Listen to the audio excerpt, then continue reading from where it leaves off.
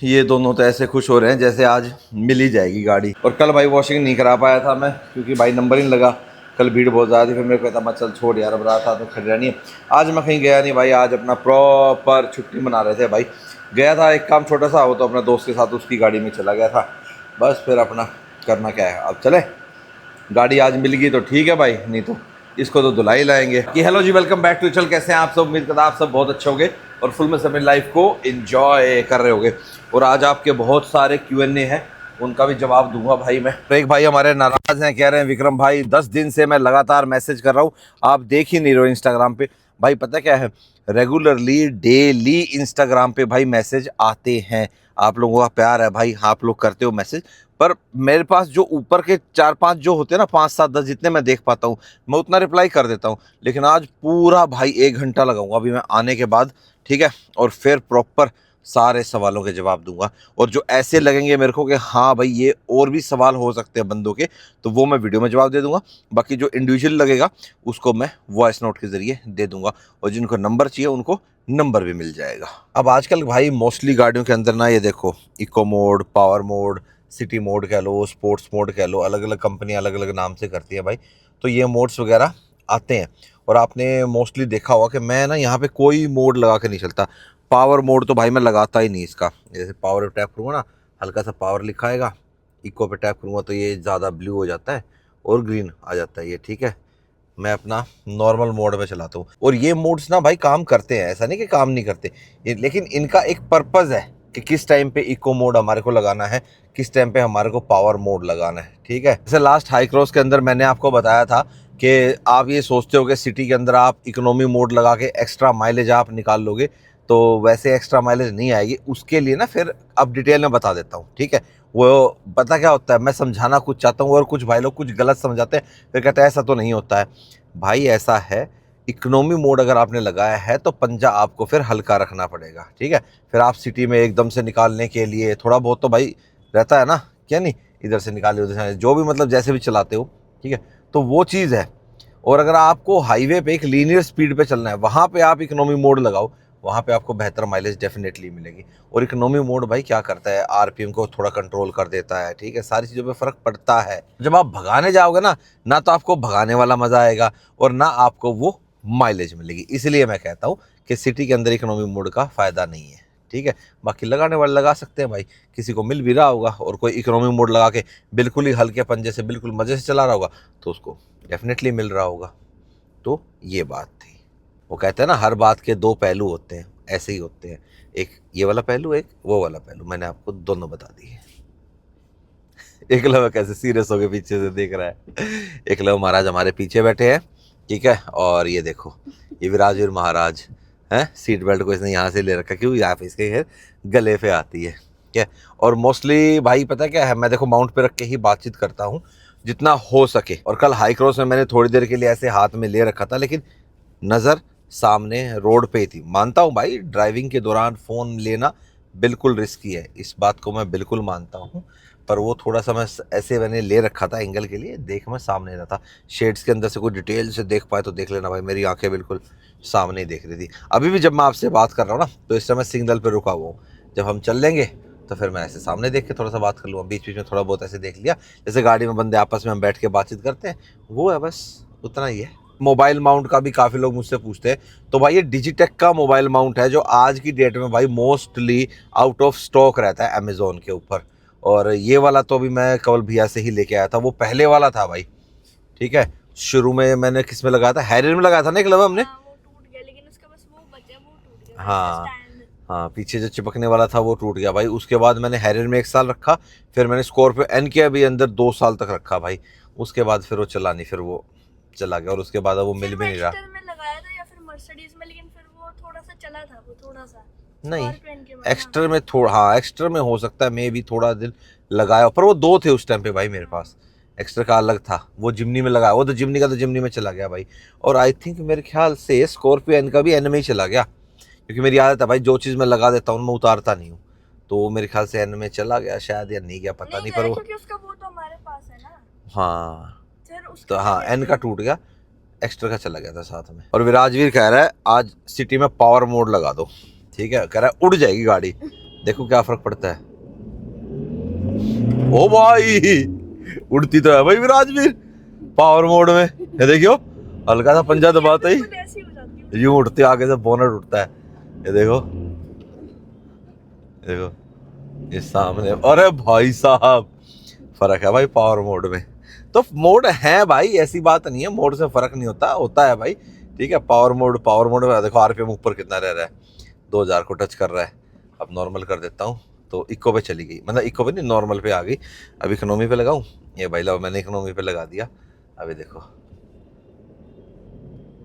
हाँ फर्क है, देख लो इतनी देर में तो बोनट उठ रहा था ना एक है, अब नहीं उठा। अब फर्स्ट लगाऊं, चलो एक दिन ट्राई मारूंगा। जैसे मैं तो डेली अपना चलाता हूँ ना, तो एक दिन मैं इसको प्रॉपर सिटी के अंदर जब मैं चलाऊंगा तो इकोनॉमी मोड में चलाऊंगा और ड्राइविंग वैसे ही रखूंगा जैसी मैं रखता हूँ, क्योंकि भाई अब इतने साल हो गए चलाते हुए, ड्राइविंग हैबिट अब चेंज नहीं हो सकती हमारी। ठीक है और हाईवे पे पावर मोड पे। हाँ, और हाईवे पे पावर मोड पे, हाँ इस बार ऐसे ही करेंगे। ठीक है ना, फिलहाल तो यार मज़ा नहीं आ रहा इकोनॉमी में, मुझे नॉर्मली रहने देता हूँ, नॉर्मल में चला। हाँ फर्क आया ना, इकोनॉमी से नॉर्मल आने में भी फर्क आ गया, देख लो भाई। हाँ वो गला सा घुट गया था गाड़ी का। तो वही है, अगर आप इकोनॉमी में दबा के चलाओगे फिर माइलेज नहीं आएगी। इकोनॉमी को इकोनॉमी की तरह चलाओ, नॉर्मल को हाँ नॉर्मल को नॉर्मल की तरह चलाओ, और पावर मोड को फिर पावर की तरह चलाओ। हाईवे के ऊपर मस्त अपने मज़ा लेना है ओवरटेकिंग वगैरह में, हाँ हाँ स्वाद सा आ जाएगा। पहुंच गए भाई अपनी हाई राइडर पे, और आसिफ हमारे इंतज़ार में ही था कि सर आएंगे फिर मैं इसकी पैकिंग। आसिफ कितनी देर में पैक कर देगा, 2 घंटे में कर देगा? 1-2 घंटा है, चलो ठीक है भाई, 1-2 घंटे में सारी पैकिंग हो जाएंगी। तो आपको पैकिंग होते हुए भी दिखा देंगे गाड़ी, और फिर जब कंप्लीट रेडी हो जाएगी वो तो फिर आपको दिखी जाएगी। क्या नहीं विराजवीर कैसी लग रही है? कह रहा है ये कोई गाड़ी हो रही है, अभी कोई काम हो रहा है ऐसा है अभी विराजवीर हैं? बम्पर होएगा होएगा काम, अभी सारा होएगा, खुला हुआ है ना, अभी हो जाएगा। ORVM कवर भाई दोबारा करवाए हैं PPF, क्योंकि इसमें भाई थोड़ा सा ना यहाँ कट एक डालना पड़ता है, वो थोड़ा सा हो जाता है, तो मतलब मैं इसको खैर दोबारा कर देते हैं। दोनों ORVM दोबारा हुए हैं। और पीछे वाले बम्पर पे आपने देखा होगा, मैंने पहले भी दिखाया था कि स्क्रैचेस वगैरह ज़्यादा हो गए थे, तो पीछे वाले बम्पर पे भी हमने ना दोबारा भाई PPF डाली है इसके ऊपर। ध्यान हो आपको तो यहाँ बाइक का हैंडल बहुत ज़ोर से लगा था, नीचे पीछे यहाँ पे लगा था बहुत ज़ोर से, तो कई सारे स्क्रैचेस ऐसे थे जो PPF के ऊपर थे। तो मैं यार अब जब इतना काम हो रहा है, वो उतारो नहीं उसका, ऐसे अभी करिए इन्होंने, ऐसा काम नहीं करना विराजवीर। हाँ तो भाई यहाँ बम्पर दोबारा PPF हुआ है, और एक पार्ट अपना जो ये स्पॉइलर है ये वाला, ये दोबारा होएगा बस, बाकी सारा अपना ओके था ही, सारी चीज़ों में कोई दिक्कत है ही नहीं। क्या नहीं भाई, अभी ये हाई राइडर अपनी खड़ी है, काम कर रहे हैं बंदे। ठीक है तो मैं ना एक बार ऐप से इसको स्टार्ट कर देता हूँ, वो डर जाएंगे।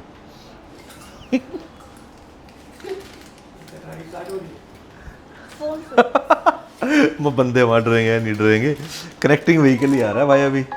टोयोटा होगी क्या स्टार्ट, हुई होती तो पता लग जाता। Press and hold for a second,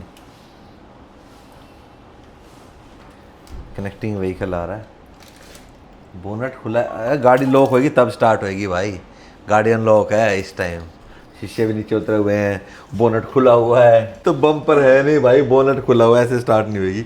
जब बंद हो जाएगी ना फिर करूँगा दोबारा से एक बार। पता नहीं है ये बात है पर हुई है तो हमने मान लिया। चलो नहीं दिखा रहा है, देखो ये देखो, ये प्रॉपर दिखा रहा है, ये देखो मैं अनलॉक करता हूँ एक बार ऐप दोबारा से ना, ये देखो ट्रंक ओपन है दिखा रहा है, डोर भी ओपन है दिखा रहा है।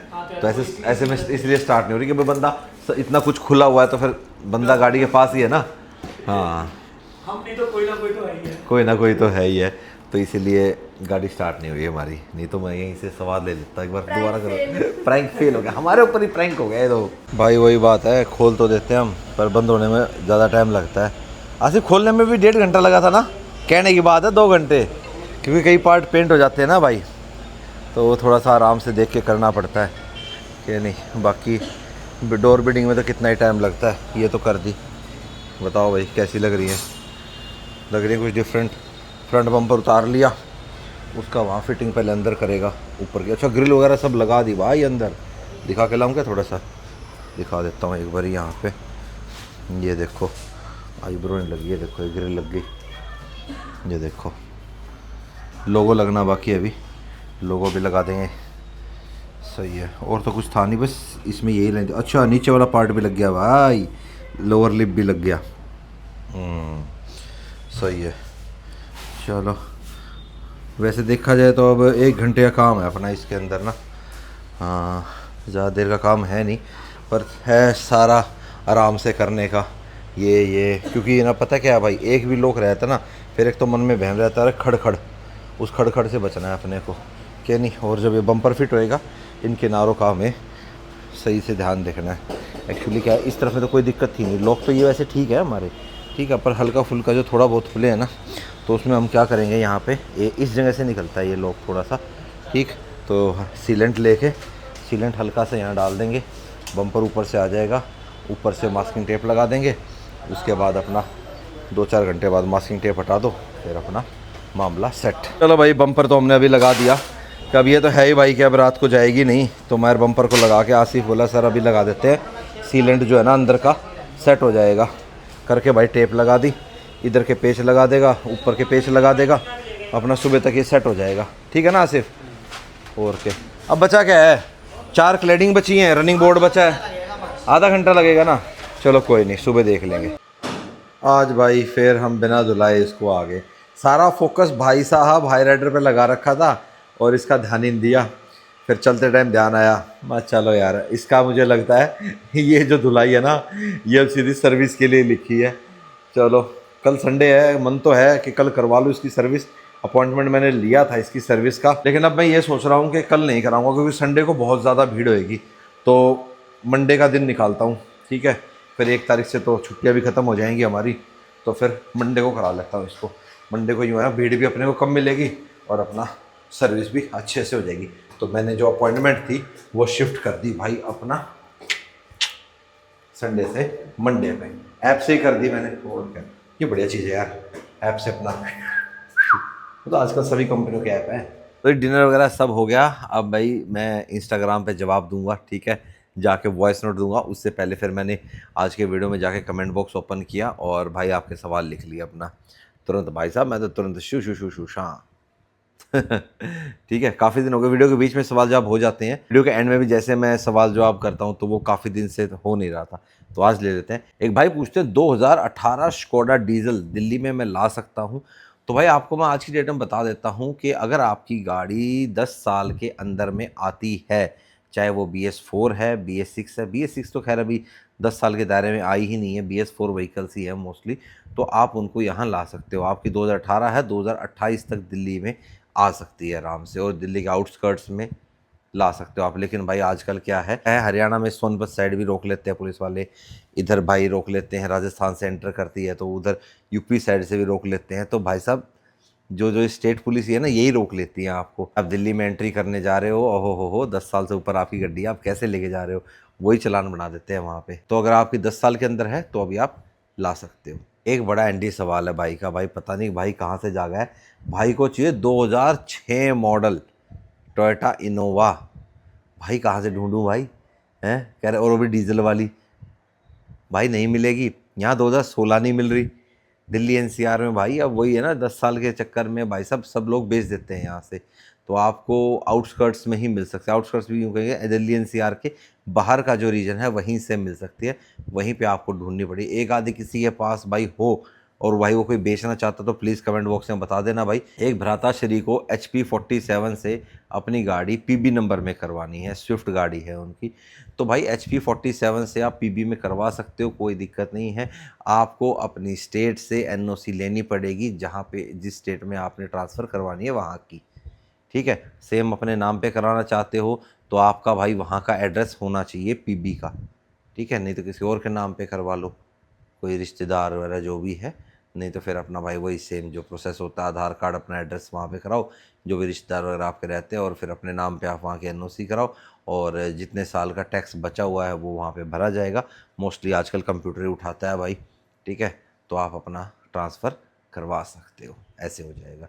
बाकी क्यों ही करवा रहे हो, अगर नहीं रिक्वायरमेंट है HP में चला लो यार, HP नंबर भी सही है, माड़ा थोड़ी ना है। बाकी आपको कोई पर्सनल ऐसे कोई है तो इस तरीके से भाई वहाँ से एनओसी लो और वहाँ पे आप एनओसी अपनी जमा कराओ और वहाँ पे अपना जो भी अपना टैक्स वैक्स छोटा मोटा जो भी भरा जाएगा करा लो। एक भाई कंफ्यूज हैं क्रेटा और ग्रैंड विटारा पेट्रोल में, इनको गाड़ी चाहिए फैमिली के लिए। देखो अगर आपको टर्बो पेट्रोल की इच्छा नहीं है फिर तो मैं आपको कहूँगा ग्रैंड विटारा लो, और अगर आपको टर्बो पेट्रोल की इच्छा है फिर मैं आपको क्रेटा सजेस्ट करूँगा।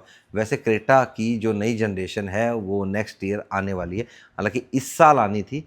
इस साल Hyundai इतना एग्रेसिव है नहीं इंडिया में, अगले साल बहुत एग्रेसिव है। और नई i20 के स्पाई शॉट्स आपने देख ही लिए होंगे भाई, मेरे को तो बिल्कुल समझ में नहीं आई भाई, बहुत भद्दी लग रही है। आगे से फिर भी थोड़ी बहुत समझ में आई, लेकिन पीछे से और साइड लुक में मज़ा नहीं आया। साइड से थोड़ी सी अपनी किया सेल्टोस सी लग रही है और पीछे तो पता नहीं भाई कितनी गाड़ियों का मिक्सअप बना दिया। Hyundai से मेरे को एक्सपेक्टेशन बिल्कुल भी नहीं थी भाई कि मैं ऐसे एक्सपेक्ट करूँ कि Hyundai ऐसी गाड़ी बनाएगा। डिज़ाइन लैंग्वेज ही नहीं लग रही मेरे को तो वो Hyundai की, पता नहीं कहाँ से कौन से इंजीनियर से भाई उन्होंने डिज़ाइन करवाई है जो ऐसी i20 बनाई है। और जब हम कॉलेज में होते ना तब से सुनते थे i30 आएगी, i40 आएगी, आज तक नहीं आई भाई वो। i20 के बाद यूँ लगा लो i10 के बाद i20 एक बहुत अच्छा प्रोडक्ट था इनका। i10 एक बहुत अच्छी गाड़ी रही है इनकी और i20 बहुत अच्छा प्रोडक्ट आया भाई। फर्स्ट जनरेशन बहुत ज़बरदस्त थी भाई, 1.4 डीजल इंजन जो उसमें आता था, क्या तो तगड़ी माइलेज देता था और क्या तगड़ा भागता था। हालांकि ग्राउंड क्लियरेंस कम थी। फिर जो इनकी एक्टिव रही थी या जो वो थी ना चौड़ी बॉडी में आई थी, उसका नाम भूल गया यार कौन सी आई थी, दिमाग से कई बार नाम जाता है। फ्लूडिक वरना जैसी उसकी लुक थी यार, वो वाला जो शेप आई थी उस जैसी, मज़ेदार थी भाई वो i20 भी। तो मैं थोड़ा सा नाम भूल गया, इसका नाम क्या था, i20 एक्टिव तो यार उनका वो थोड़ा स्पोर्ट्स वर्जन था i20 एक्टिव, उसमें थी यार। चलो कोई नहीं, आपको ध्यान है तो आप बता देना यार, कई बार भूल जाते हैं भाई, दिमाग से उतर जाती है, नहीं ध्यान है। आपको ध्यान हो तो बताना भाई। वो चौड़ी लाइट है जिसकी बड़ी सी पीछे से एलांट्रा और वरना जैसी पीछे से दिखती थी और आगे से ब्रॉड शेप थी, बड़ी प्यारी थी, वो बहुत बिकी थी भाई i20। उसके बाद फिर i20 की सेल्स पे फ़र्क आना शुरू हो गया था। तो ये सवाल थे भाई आज के। तो बाकी फिर भी आपके कोई सवाल जवाब है, आप कुछ पूछना चाहते हो तो कमेंट बॉक्स में पूछ सकते हो, आने वाली वीडियोज़ में हम आपका जवाब ज़रूर देंगे। बाकी अब मैं भाई इंस्टाग्राम ओपन कर लेता हूँ, ठीक है। और इंस्टाग्राम पे जिन जिन भाइयों को भाई मैसेज देख पाऊँगा भाई 10 का जवाब अभी दे दूँगा। डेली अब कोशिश करूँगा 10-10 की। तो जिन भाइयों ने मैसेज कर रखा है एक बार दोबारा से कर देना भाई, ना देख पाया हूँ तो मैं आपका, तो फिर दोबारा से थोड़ा सा ऊपर आ जाएगा, क्योंकि डेली इतने मैसेज हो जाते हैं भाई वो नीचे चला जाता है और इतना समय नहीं मिल पाता भाई कि मैं देखूँ। और कई बार वो हिडन में चला जाता है, कभी कहीं चले जाते हैं। इंस्टाग्राम भी सारे मैसेज कौन सा सीधे भेज देता है, ठीक है। तो अभी मैं देख के वहाँ पे आपको नंबर भेज देता हूँ जिन भाइयों को DSA का नंबर चाहिए, ठीक है। और हाँ, अगर आपको कोई कमी पेशी लगती है या आपकी चीज़ ठीक हो जाती है, मतलब आपकी डील बढ़िया बन जाती है, तो थैंक यू कर देना कि हाँ विक्रम भाई मैंने ले ली। और नहीं बनती है तो भी बता देना विक्रम भाई कि हमारे को डील अच्छी नहीं मिली, तो भाई हम किसी और भाई बंधु से बात करेंगे भाई जो हमारे भाइयों को बढ़िया डील दिलाए। क्या नहीं, फ़ायदा तो तभी होएगा ना आपका कि जब हम किसी सही बंदे का नंबर आपको देंगे। हमें आपको फ़ायदा नहीं हो तो क्या ही फ़ायदा नंबर देने का, ठीक है जी। अब नंबर देता हूँ, आपसे मिलेगा नेक्स्ट वीडियो में। Till then bye bye, take care and live the life to fullest. कल तो भाई अपनी हाई राइडर घर आ ही जाएगी, ठीक है। छुट्टियाँ ख़त्म होने से सिर्फ 2 दिन पहले, कितने दिन हो गए हुए। वही है ना, रिक्वायरमेंट इतनी नहीं है, वही काम चल रहा था तो मैं चल कोई नहीं यार आराम से करके दे दे। हालांकि काम इतने दिन का था नहीं, बस मैं भी ढीला और रोहन को भी होता है, चल कोई नहीं यार घर की गाड़ी है दे देंगे। चलो जी, good night, bye bye, take care, good night.